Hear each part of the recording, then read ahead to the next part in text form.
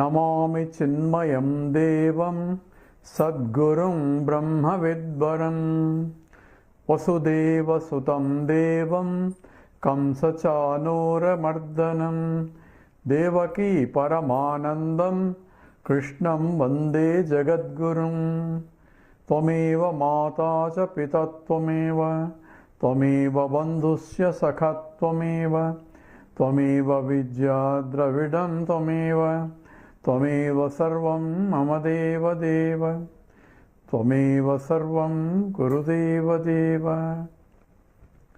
Hari Om.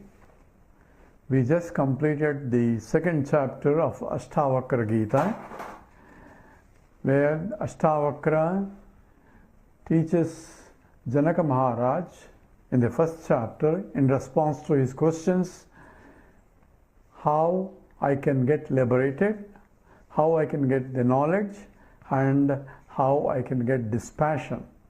These are the three questions that are asked, and Ashtavakra goes directly to the teaching, and there is no discussion of Karma Yoga, Bhakti Yoga, all other, but because Janaka Maharaj is a student who has already prepared his mind, so all other yogas are required to prepare the mind only.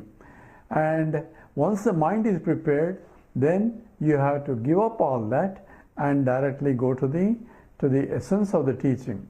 What happens if I don't go with all that preparation in mind? Then the teaching will not be effective and the mind will not grasp it, because the mind is still impure and is still going after the objects. And once the mind is prepared enough, then it can absorb the highest teaching, because the mind should be free from agitations, and agitations come from the impurities, and the impurities are I want this, I want this, I want this, all the agitations, the long desires, and desires come because of the vasanas of the previous actions, and the previous actions are a result of the vasanas of the previous to previous. So it goes all the way to the beginningless creation itself. And once I have prepared my mind, then the Shankara says, then you have to approach. So Athato Brahma Jignasa, then inquire into the nature of the Brahman. That's how the scripture starts. The Brahma Sutra starts with the statement, inquire after gaining the required qualifications. Ataha means after that you start the inquire into the Brahman. So before that, if you try to inquire, then it will not be of much help to you. So the highest philosophy was taught to Janaka Maharaj in the first chapter itself, and you are the witnessing self that illumines not only this body, mind, intellect. So body, mind, intellect is only the inert entities, but by your very presence, it becomes activated as though in your very mere presence, the life will be pulsating in that, and because of that, the body, mind, intellect acts as though they are conscious entities, and it is the mind that has the wrong notions that I am this. This starts with the mind and then the body, and I am this is my nature, and that's what is called ego or ahankara. So in the mind there are notions that the manas and the buddhi, ahankara and the memory all packaged together as a part of the antakaranam, the inner instruments of a human being.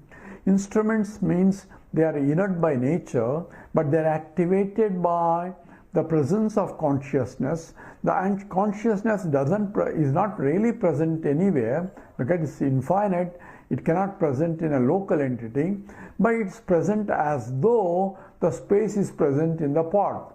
So the pot is, you say there's a pot space. Pot space is limited by the pot walls, and pot thinks, and I am only this space, and the other fellow is a bigger pot, lot more space, I am very small pot. All this smallness and bigness and comparison occurs because of the upadhi. Upadhi means the instruments. Instruments in the case of pot is pot walls, and each pot thinks is separate space and accommodating particularly the good pot and a bad pot is stores a lot of good things, other stores bad things. All the degradations and all that is characterizing of the space, and space itself has nothing to do with the pot. And even though there is a space inside the pot, but space is also outside the pot, and space is also in the walls of the pot. So from the space point, if you claim that I am only a pot space, then that pot space needs an education. It says even though you are inside the pot, you are actually total space that pervades even the pot walls. That's exactly is the teaching. You are the witnessing consciousness that pervades the whole universe. And the another way of looking at it is the consciousness as though illumines the local mind and gets reflected by it, and the reflected consciousness by the mind makes the mind appears as though it is a conscious entity. And we gave example of a moon. Although it is not a luminous entity, it appears as a luminous entity, in fact a bright luminous entity in the sky, just by reflecting the sunlight. So it doesn't have a light of its own, it's a borrowed light. But if the moon thinks that I am a luminous entity, that's because of my own nature, then that moon requires an education, and it needs a physics education, that a reflection and reflection making a reflecting medium as though as a luminous entity. Same way, a mind which thinks that I am part is pure existent consciousness, and this part is from the mind and instruments. I am this, I am this, I am this. All our ego is that called ahankara is arising in the mind only, and that mind requires an education. That I am part is coming from the pure consciousness, that is witnessing consciousness, that is Sakshi. That's what the teaching of Ashtavakra is. You are that Sakshi and you are not this, and that is Neti Neti. That means you are not this, you are not this, but you are that pure all-pervading consciousness, and because of which you are conscious of not only this body, the whole universe also. After having learned from the teacher, the Janaka Maharaj must have contemplated on it, and in the second chapter outpours his wonder, and having gained the knowledge that Aham Brahmasmi, I am infinite, I have been taking myself as a finite entity, and I am really infinite and limitless entity, and all things are in me, and I am beyond all the things at the same time. And that is how the whole teaching of the expression of his wonder is what is done in the second chapter. It's outpouring expression, because he cannot but wonder. And we said wonder is that which an intellect cannot comprehend it, but which is observing, experiencing, but not able to analyze logically what it is, because logic cannot reach there. Naisha tarke namatirapaneya. This is what Kathopanishad says. The teacher says to the student, you cannot logically analyze it. So don't ask logical proof for a God or for you as a conscious entity, because the logic itself depends upon the pratyaksha pramana for validation, but it is beyond pratyaksha pramana. That means the perceptual data. So a scientist looks for a perceptual data. He wants to know, prove to me that there is a God. So he wants a data that is based on show me God. So he wants to see God. If something is shown as God, then that cannot be God, because God becomes limited by seeing it. So therefore, if we see it, then it cannot be God. But whatever the a Hindu worships God in the forms, it's only invoking the presence of the Lord in that form for temporarily for worship purposes. He knows the form is not God, but he is invoking in the form because God is infinite and he cannot conceptualize the Lord. So for puja or for worship, he needs to conceptualize the Lord is in this form or in that form that appeals to the mind so that he can do the devotion and all that. But he understands at the same time Lord is beyond the form, because he invokes the Lord to come into the form for his worship, and after the worship he also sends what's called a Visarjanam. All that is implied in the Hinduism, and they are not idol worshippers, they are worshippers of the idol. Idol is, God is total. And people who criticize Hindus as idol worshippers are themselves idol worshippers. When they salute a piece of cloth as a flag, they are worshipping or adoring the nation which stands for values.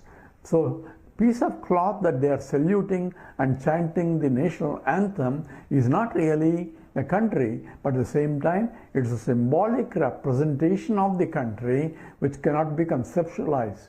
Same way, an idol is only a symbolic representation of the ideal that stands for, and that's what really a Hindu worships, not the idol. And after the exhaustive outburst of the student, and in the third chapter now we are entering, Ashtavakra wants to test how sincere this student is. He's claiming that as though I am a realized soul. Therefore, he's going to tease. All these slokas are meant for testing the validity of the knowledge of the student. He's also testing all our things. To say, I understand. A lot of people say, I understand Vedanta, I've been studying Vedanta. Then how come you are suffering? So some fellow went to Swami Chimanji and says, I understand, I've been listening to your talk, I know I am Brahman. Then what is the problem? How come I am still suffering? That means he has not realized that I am Brahman. Because if he is a Brahman, he cannot suffer. So here the Ashtavakra is teasing the Janaka Maharaj after his outburst of that he has gained the knowledge. Now the question is here, say, how does the realized soul will act? Here the Ashtavakra tries to impose as though that the Ajnani cannot act because action involves coming down as a localized entity and looking at the world separate from me and acting on it. So if you are acting on it, and if you are running out after sense enjoyments, and you are also having your attachments like every day other life have been the same before Jnanam or after Jnanam, then what good is Jnanam? Then how does I know that one knows that one is Jnani versus Ajnani? So a student who observed this teacher who has been a Jnani, and he went there, he says, how come you are a Jnani? Because I see what you're doing, also what I am doing, and nobody worships me, and everybody is following you. Because you also get up, I also get up. You also go to sleep, I also go to sleep. You have your breakfast, and in fact, a lot of people are delivering you all sorts of bhikshas in the name of bhiksha. They're giving all sorts of goodies, and I don't get even that much. And also eating breakfast, you also eating breakfast. I see you are having good lunch. I'm also having good lunch, and you are having a dinner, and I'm having a dinner. In between you take a nap, and I also take a nap, and you go to sleep and I go to sleep. What is difference between you and me? So Mahatma just laughed and said, no difference, you're right, everything is same, but only difference as I see is when I eat, when I sleep, I sleep, when I'm engaged in the action I do, I'm engaged in it. And so he said he's doing exactly what the other guy is doing, but he's completely involved in the activities. In contrast to an ajnani, this is when you're eating, you're not eating. You're sitting there and munching something, but your mind is somewhere else. And when you're acting, you're not acting because your mind is still somewhere else. So whereas you will be thinking that, hey, I am doing a great action, I am this and I am proud of it and other people should be proud of it. All other things that go on behind, which the mind alone knows and no one else will know. And jnani, when he eats, when he sleeps, when he acts. So his presence of the mind is there in the present. That's what it is. And some Acharya says, you have to live in the present. Actually, you can only live in the present. Because when ajnani lives, suppose when you are walking on the street, taking a walk, you can test. So when you are walking on the path. At the same time, your mind is not there. You will be thinking something in the past or something in the future. So it's not in the present. So it will be dwelling about the past. So you can test it by freezing your mind and see where the mind is. Then you know it has gone somewhere. See, people sit for meditation for hours and hours sometimes, but they are not there. The mind has gone somewhere else all over the world. So this is exactly what the difference between a jnani and ajnani. And the other things that are associated is there is a big fear of death and the attachments to the possessions and the fatigue due to greed and the passions that arise when sense enjoyments. All that are expressions of that there is something outside is real and I am real and this world is real. A jnani knows outside is not real, therefore he can only live and he can only play because something is not real. Like what good is in the play when I am playing tennis, all I am doing is taking a ball and sending other side and other fellow sends the ball back and keep on ball back and forth. So one fellow was observing, why are these people unnecessarily suffering and you give each ball one ball for each, then they won't fight for it. So that's not fun. Fun is only kicking the ball other side, other fellow has to kick the ball on this side, and that is a part of the sport, and you enjoy, and the better the opponent is, the better play will be, because you can really give a good fight. And you enjoy at the same time. What is the purpose? What good is that play? Play itself is good. Play itself is fun. So playing itself is a fun, not the result, unless I am going to get paid for the result, but playing itself is for fun.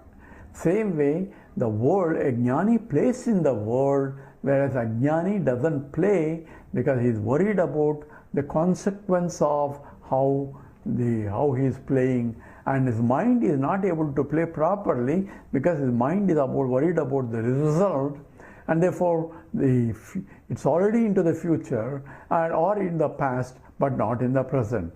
That's what the Karma Yoga teaches.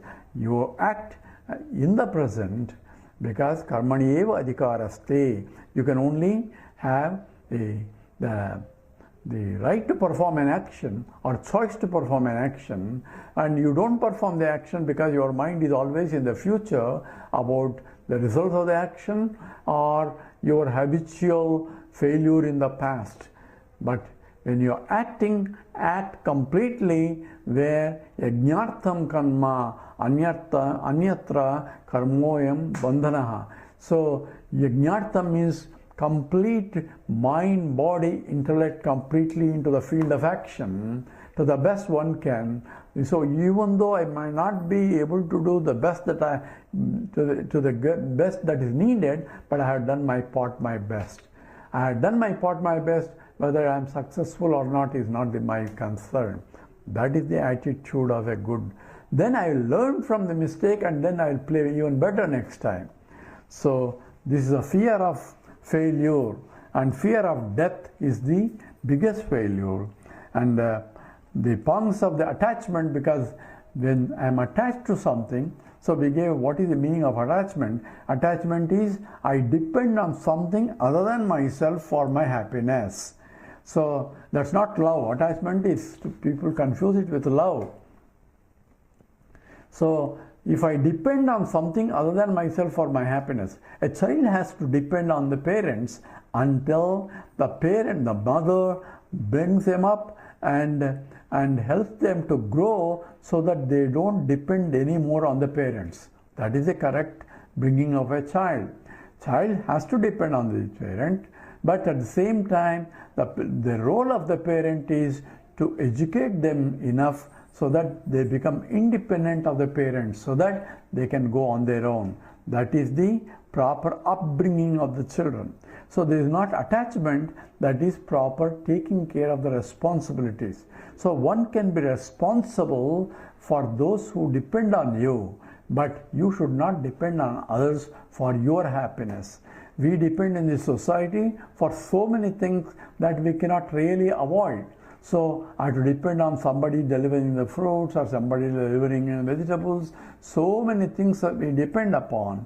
We thank God because God Himself is providing in that, but we perform the action in such a way that benefits back into the society. That's what a Mahatma does it. That's what everyone has to do it.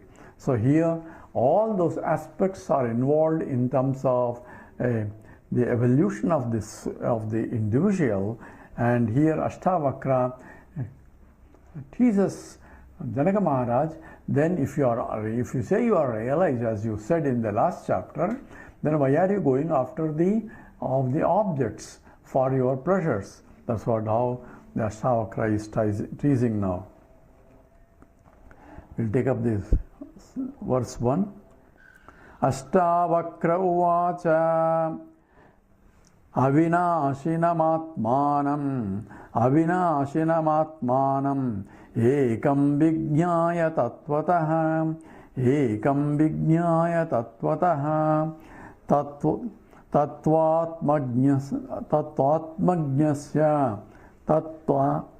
tattvātmajñasya dhīrasya katam atharjane ratihi tattvātmajñasya dhīrasya katamartharjane ratihi.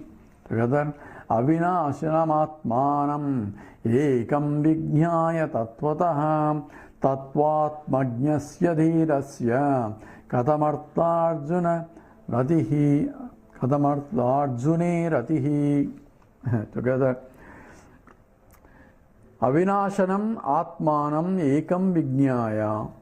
So avinashanam, that which no vinasha, that no destruction, for atmanam, the self that doesn't get destroyed. So there is no more death because it is eternal. Destruction is change. Change from previous to a new state is called destruction. And you destroy the previous form and adopt a new form. The gold has changed its form from a ring to a bangle. So it may be a destruction of the ring and birth of a bangle, but from the point of gold, there is no destruction because it's essence of the ring and essence of the bangle. So gold remains as a gold even though form change. And that's how the whole teaching of Gita started. When Arjuna was crying, there is no reason for you to cry because you never get destroyed, because you're always there. And therefore, ajo nitya shashvadoyam purano nahanyate hanyamane sharire. When the shariram is destroyed, you are eternal. Ajo nitya, you are eternal and you are indestructible. So avinashinam atmanam, only that which is born has to die, but you are never born and they will never get destroyed. So avinashinam atmanam, and which is of the ekam, it's one without a second. That means it is infinite. That I am infinite is the realization. Vijñāya, having known that, tattvataha, having known this truth, that I am infinite, I am indestructible, I am ekam, that is, I am infinite, means there is nothing really other than myself. And even if I see something other than myself, it's only kalpitam. It's only apparent but not really real. So therefore, I'm sitting in front of the TV and I turned on, and suddenly the TV starts showing some movie, and there is the hero, heroine and everything. But there is no really hero, heroine. It's only a TV there, screen is there, and there are only shades of colors, and I am identifying with the forms that are appearing as though they are real, but the real ones, actors, they are already sleeping comfortably somewhere. But here I am crying because the actor, my favorite actors are suffering there. So this is because of wrong notions here. Identification with the forms is the problem. So avinashanam atmanam ekam vijnaya, having known tattvataha your true nature of yourself, and tattva atma ajnasya, the one who knows himself, that means one who has the atma jnanam, that I am in fact is totality itself. There is nothing other than me, and anything that appears other than me is only mithya, or is only kalpana. It's only apparent but not really real. So tattva atmajnasya dhirasya, the one who is dhiraha. Dhiraha here is the one who not only learned from the scriptures and from the teacher, but now understood as a fact. That's what is the aparushe jnanam. Aparushe, not aparushe. It is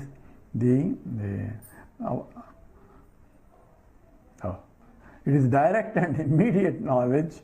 It's not it's a pratyaksha jnanam, direct immediately, and that atmajnasya is not a paroksha jnanam, it's aparoksha jnanam. That's the word. Aparoksha jnanam, one who has a dhiraha. Dhira means one who is abiding in the knowledge. That means he knows that I am indeed infinite. It's not just an idea or a thought, but as a fact he understood. So that's what J. Krishnamurti also says. It's not an understanding as a thought, but it's an understanding as a fact. So tattva atmajnasya dhirasya katham artharjane ratihi. Katham, why artha arjane ratihi? Why are you enjoying in terms of ratihi means the passion for artha arjanam? So dharma artha kama, artha stand for all the purusharthas. So dharma artha kama moksha. So moksha you already have it. So now why are you now going after dharma artha kama? Moksha is the highest supreme, and all that is only leading to that. Now once you are already established in the freedom from that, that means knowing that you are already free, then why are you going after and trying to enjoy again dharma, artha, kama, fulfilling the desires and gaining the wealth and longing for more and more wealth? Like you already have billions, why you want some more billions? What are you going to do with billions? You cannot sleep, you cannot enjoy any more than what you are. So when I went first time to the United States, at that time there used to be Howard Hughes, one of the multi-billionaire, and he earned so much of money, unbelievable. And he was, by that time, he was in the 48th floor of his complex, and no one can enter in properly without proper sterilization, because he has a disease that he will pick it up, and therefore he was almost locked in that 48th floor. What would all those billions do for him? And now he was suffering on that, and ultimately he died. But all those will not much help when you are in the final stage. But you are already beyond that.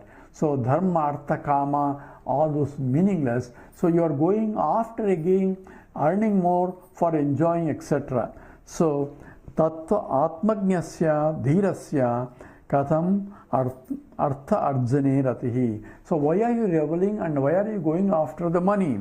Because it doesn't mean. So he sees Janaka Maharaj is still a king, an emperor, and he has to govern and he wants to make sure, so he has to collect the taxes. All those things is going on and he is enjoying as a king. So here the Ashtavakra teaches him, and this is essentially question in terms of, say, how does a jnani operate? That is the basic question here, and we'll go over into it in the next talk, as we just took only one verse, and we'll continue on this after we come back. Om Purnamada Purnamidam Purnat Purnamudachyate Purnasya Purnamadaya Purnameva Vasishyate. Om Shanti Shanti Shanti. Harihi Om Sri Gurubhyo Namaha. Harihi Om.